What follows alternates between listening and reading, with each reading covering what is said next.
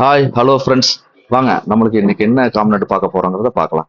இந்த காம்பனண்ட் வந்து ஒரு பார்ட் டைப்ல உள்ள ஒரு கிளாம்பு. இது டெக்ஸ்டைல் மிஷின்ல வர ஒரு பார்ட்.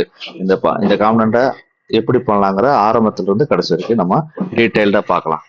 இது ஒரு ஈஸியான மெத்தடு. வாங்க நம்ம வீடியோக்குள்ள போகலாம். தேங்க்ஸ்.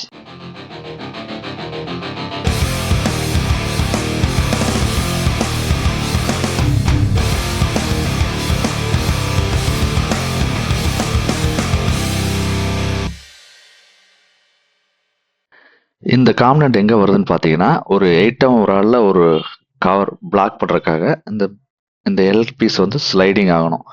அதுக்காக ஒரு ராடு ஒன்று ஷாஃப்ட் வரும். அந்த ஷாஃப்ட்ல வந்து இந்த மேல இருக்கிற அந்த பாக்கலாம் வந்து அந்த எல் பீஸை லாக் பண்ணி பிடிக்கும். இதுல பின்னாடி இருக்கிற பீஸ்ல பார்த்தீங்கன்னா த்ரெட் இருக்கும். 2 த்ரெட் இருக்கும். அந்த த்ரெட்ல வந்து மேல இருந்து 2 ஸ்க்ரூ போட்டு லாக் பண்ணிடுவோம். லாக் பண்ணிட்டு இந்த எல் பீஸை வந்து ஸ்லைடிங் ஆகிறதுக்காக அட்ஜஸ்டபிளுக்கு ஆகிறதுக்காக இதுதான் இந்த பீஸ். இந்த காம்பனண்ட்டுக்கு தேவையான ஷீட் மெட்டல் வந்து 1.2 mm 8க்கு 4 சைஸ்ல தான் அவைலபிள். நம்ம அதை வாங்கி கட் பண்ணிக்கணும். இப்போ நம்ம ஷீட்டு பர்ச்சேஸ் பண்ணிக்கணும்.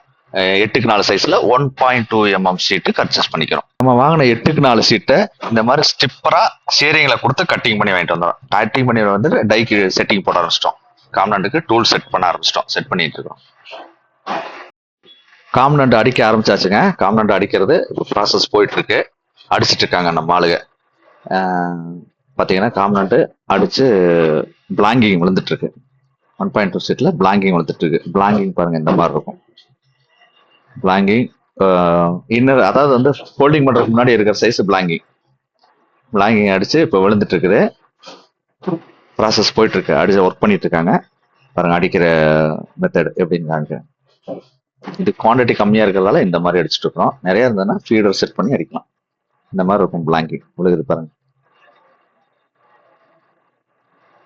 இந்த ப்ராசஸ்க்கு அப்புறம் அடுத்த ப்ராசஸ் என்னங்கிறத நான் உங்களுக்கு டீட்டெயில்டாக சொல்றேன். பிளாங்கிங் அடிச்சதுக்கு அப்புறம் இப்படி இருக்கும். ஒரு பியர்சிங் இருக்காது, ஒரு பெண்டிங் இருக்காது, ஒரு பிளைனா இருக்கும். அந்த பிளைனா இருக்கிற பீஸ் தான் நம்ம எப்படி பண்றோங்கிறத பார்க்க போறோம். பிளாங்கிங் அடிச்சதுல இருந்து 2 பியர்சிங் அடிக்கிறாங்க. பியர்சிங் மீன்ஸ் 2 ஹோல்ஸ், அந்த ஸ்க்ரூ போடுற ஹோல்ஸ். அதை வந்து இண்டிவிஜுவலா அடிக்கிறோம். இது வந்து நிறைய குவான்டிட்டியா இருந்தா ரன்னிங் ஸ்ட்ரோக்ல ப்ராஜெக்ட் ரூல் பண்ணி பண்ணலாம். இது குவான்டிட்டி கம்மியா இருக்கிற பட்சத்தில் நம்ம வந்து கம்மியான இருக்கிறதால ஒவ்வொரு பீஸா தனித்தனியாக இண்டிவிஜுவலா அந்த ப்ராசஸ் பண்றோம். இப்போ 2 பியர்சிங் ஒரே இதில் அடிச்சு வர மாதிரி பியர்சிங் அடிச்சுட்டு இருக்கிறோம். இதுக்கப்புறம் தான் பெண்டிங் ப்ராசஸ். இதை வந்து இந்த பிளைன்ல இருந்து அடிச்சதுக்கு அப்புறம் பெண்டிங் ப்ராசஸ் வரும். பியர்சிங் வந்திருக்கும் பாருங்க. அந்த பிளைனா இருந்ததுல இருந்து இப்படி அடிச்சு எடுத்துருக்குறோம். ஓகேங்களா? இனி அடுத்தது பெண்டிங் எப்படிங்கிறத உங்களுக்கு பார்க்கலாம்.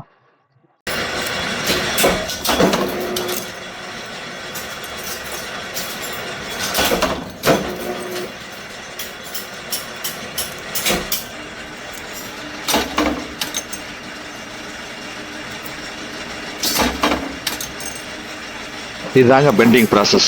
இப்போ பெண்டிங் ப்ராசஸ் போயிட்டு இருக்கு. பெண்டிங் முடிச்சதுக்கப்புறம் எப்படி வருங்கிறத நான் காமிக்கிறேன். இப்போ பெண்டிங் போயிட்டு இருக்கு பாருங்க. இப்படி தான் பெண்டிங் அடிக்கிறாங்க. எஜெக்ட் டைப் கீழே இருந்து ஒரு எஜெக்ட் தூக்கி விடும். அவ்வளோதாங்க, இந்த பீஸ் கம்ப்ளீட் ஆயிடுச்சு. இதை வந்து இனிமேல் ஜிங்க் பிளேட்டிங் போட்டு ஸ்டோர் பண்ணி வச்சுக்க வேண்டியதான்.